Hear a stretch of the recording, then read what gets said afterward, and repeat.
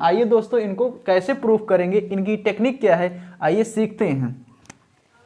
तो अगर प्रूफ पर चले तो इसका प्रूफ जो है बहुत आसान है। जैसे देखें हम लोग क्या करते हैं, सब में वही काम करेंगे। पहला काम करेंगे इसका जस्ट अपोजिट मानेंगे कि माना 7√5 क्या है, एक जो ये अपरिमेय है इसी को इसका उल्टा क्या हो जाएगा, परिमेय संख्या है। और जब ये परिमेय संख्या है मेरे प्यारे मित्रों, तब इसको हम बटे की शक्ल में लिख सकते हैं, बटे के रूप में लिख सकते हैं। यानी फिर हम इसको लिख लेते हैं इस प्रकार से 7√5 बराबर हम इसको मान लेते हैं a/b के रूप में। अब फिर से वही पुराना वाला डायलॉग हम क्या करेंगे, जहां a, b सह अभाज्य संख्याएं हैं, सह-अभाज्य संख्याएं हैं, तथा क्या हो जाएगा, b is not equal to 0, क्योंकि ये रेशनल परिमेय संख्या या रेशनल नंबर का ही रूल होता है।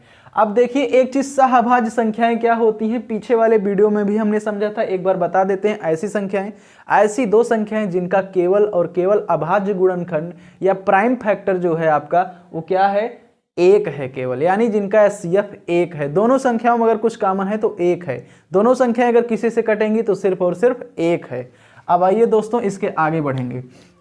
अब इसी को आगे बढ़ाएंगे तो देखिए 7√5, हम अब इसको हम √5 इक्वल टू 7 गुणे में है, या इसको एक बार और स्टेप बढ़ा देते हैं, 7 गुणे √5 बराबर a/b।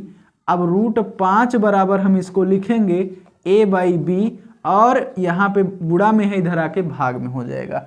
अब इसका मतलब क्या है, चूंकि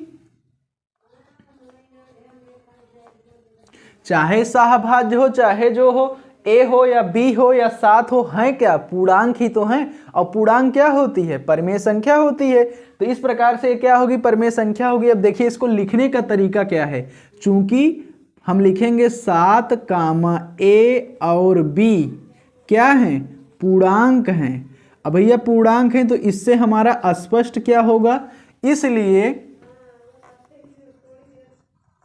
इसलिए क्या हो जाएगा, ये जो a/7b है ना दोस्तों, ये क्या होगी, एक परिमेय संख्या होगी। क्योंकि हम लोग जानते हैं पूर्णांक क्या हो, पूर्णांक किसके अंतर्गत आते हैं, परिमेय संख्या के अंतर्गत आते हैं। पूरा का पूरा पुराना वीडियो क्या है, इन्हीं पर आधारित है, पहला वीडियो इन्हीं पर हमारा आधारित है। तो a/7b एक परिमेय संख्या है। तो अब जब ये भैया दोनों हमने क्या लिखा, यहाँ पे देखोगे दोनों बराबर हैं, और जब दोनों बराबर हैं भैया, जब ये वाला हाथ 2 किलो का तो ये भी 2 किलो का ही होगा, क्योंकि दोनों हाथ क्या हैं, बराबर हैं अगर हमने कहा तो।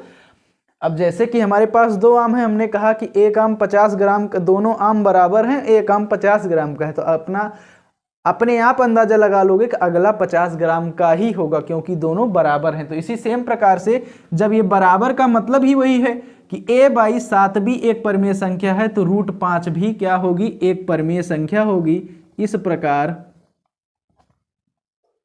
√5 भी एक परिमेय संख्या होगी। अब यहां तक आपको आशा करते हैं कोई प्रॉब्लम नहीं होगी। अगर फिर भी होती है तो आप एक बार फिर से वीडियो को पीछे की तरफ लेके जाएंगे और फिर से वीडियो को समझेंगे। अब देखिए इस प्रकार √5 भी एक परिमेय संख्या होगी। अब हम क्या बोल, लेकिन आप जानते हो कि √5 क्या है, एक अपरिमेय संख्या है, अभी प्रूफ करके आए हो, √5 एक अपरिमेय संख्या है। तो लिखेंगे इस प्रकार से, परंतु इससे इस तथ्य का विरोधाभास का मतलब विरोध होता है कि क्या है, विरोधाभास होता है। और विरोधाभास क्या होता है कि √5 एक अपरिमेय संख्या है। अभी प्रूफ करके आए हो, अपरिमेय संख्या है। और जो कि ये तो भैया फिर हमको गलत मिल रहा है। अभी हमने प्रूफ करके आया कि √5 एक अपरिमेय संख्या है, लेकिन अब यहाँ से हिसाब से √5 हमारी एक परिमेय संख्या हो जा रही है। तो इस प्रकार से हम बोलेंगे अगले स्टेप में अगर देखेंगे तो हम बोलेंगे ये कि ये जो हमको विरोधाभास प्राप्त हो रहा है, यह विरोधाभास, जो भी विरोधाभास हमको, ये कौन सा विरोधाभास कि √5 एक परिमेय संख्या है, लेकिन हम जानते हैं √5 एक अपरिमेय संख्या है। तो ये दोनों हमारे जो सोच है या जो हमारी विचार है वो दोनों एक मैच क्यों नहीं कर रहे हैं, क्यों विरोध हो रहा है दोनों में? तो इसका कारण क्या है? और इसका कारण हमारी गलत कल्पना, या हम इस प्रकार से लिख सकते हैं और यह विरोधाभास, वही लिखते हैं और यह विरोधाभास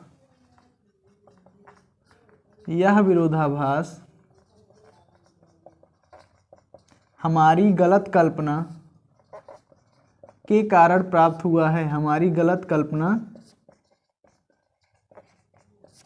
के कारण प्राप्त हुआ है, के कारण प्राप्त हुआ है। और वो हमने गलत कल्पना क्या मानी थी? ये हमने मानी थी कि 7√5 एक परिमेय संख्या है, कि 7√5 एक अपरिमेय संख्या है, सॉरी एक परिमेय संख्या, वो हमने पहला स्टेप वही माना है, परिमेय संख्या है। तो अब इससे क्या, ये अब हमारा गलत हो गया कि 7√5 एक परिमेय संख्या है। तो अब इससे क्या निकलेगा? हम बोलेंगे कि अतः इससे यह निष्कर्ष निकलता है, अतः इससे निष्कर्ष निकलता है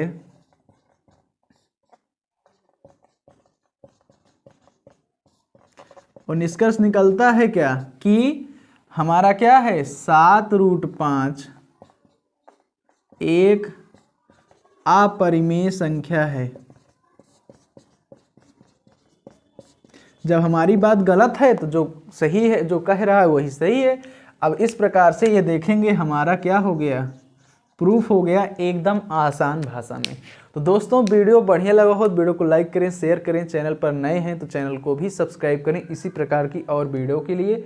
दोस्तों वीडियो अगर जहाँ पे आपको दिक्कत लगे, आप अगर फिर से बैक करेंगे तो आपको 100% समझ में आएगा। एक बार समझे, 2 बार समझे, लेकिन जब तक ना समझ में आए तब तक छोड़े ना इस प्रकार के प्रश्नों को, क्योंकि ये बड़े इंपॉर्टेंट होते हैं। मिलते हैं दोस्तों वीडियो के नेक्स्ट पार्ट में, जो कि इस प्रकार का जो अगला टाइप है, हमको अपरिमेय संख्या सिद्ध करना है तो कैसे करेंगे।